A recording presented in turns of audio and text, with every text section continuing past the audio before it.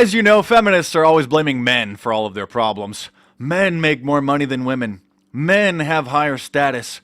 Men rule the world. Failing to understand or acknowledge that women actually play an equal part in the situation that society is facing today.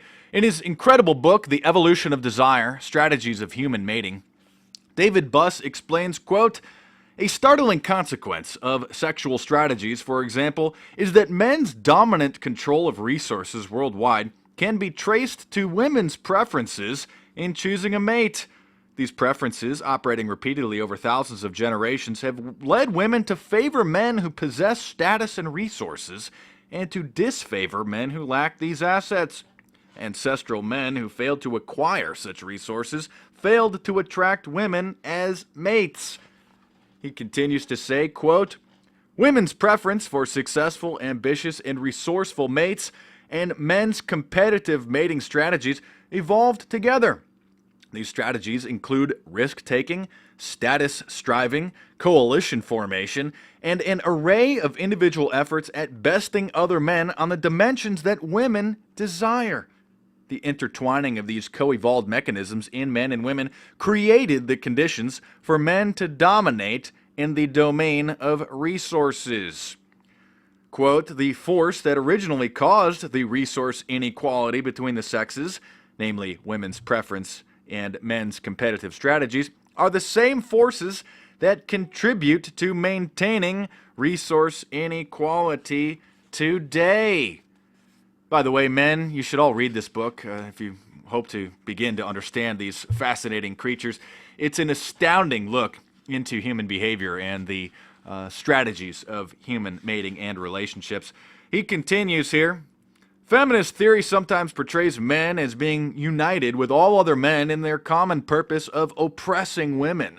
But the evolution of human mating suggests that this scenario cannot be true because men and women compete primarily against members of their own sex. Men strive to control resources, mainly at the expense of other men. Men deprive other men of their resources, exclude other men from positions of status and power, and derogate other men in order to make them less desirable to women.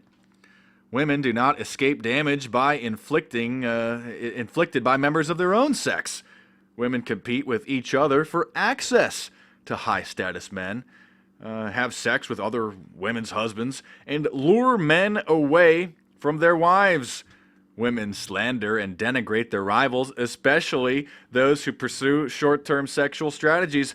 Women and men are both victims of the sexual strategies of their own sex, so it can hardly be said that they are united with members of their own sex for a common goal."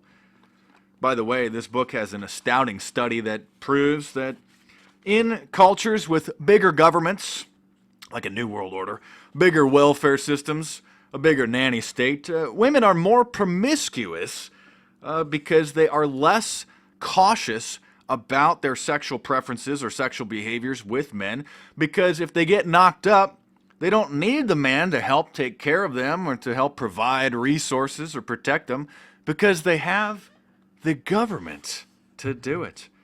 Quote, "In some cultures, such as Sweden, premarital sex is not discouraged, and practically no one is a virgin at marriage. One reason is that women in Sweden are far less economically reliant on men than women in other cultures. One scholar notes that marriage provides little benefits for Swedish women relative to most other cultures. The Swedish social welfare system includes daycare for children, long-paid maternity leave, and other material benefits. The Swedish taxpayers effectively provide what husbands formerly provided, freeing women from their economic dependence on men. Women's economic independence from men lowers the cost of them of a free and active sex life before marriage or as an alternative to marriage." So basically what that means is that women in countries like America now are less cautious about who they're going to sleep with because, well, if they get knocked up, the government will take care of them. So they don't need to worry in their own mind about being careful in selecting a man who may stick around. So basically, the New World Order is literally turning women into floozies and a bunch of skanks. So anyway, that's the news for now. Feminists like to blame men for ruling the world and being dominant and having status. But the only reason that we strive for status, why we are driven to earn an incredible amount of money and dominate the world, is because, well, that's what women want. Thanks for watching. Subscribe to my YouTube channel if you're new. Check out some of the previous videos and the playlists. And stay tuned. There's more videos coming soon.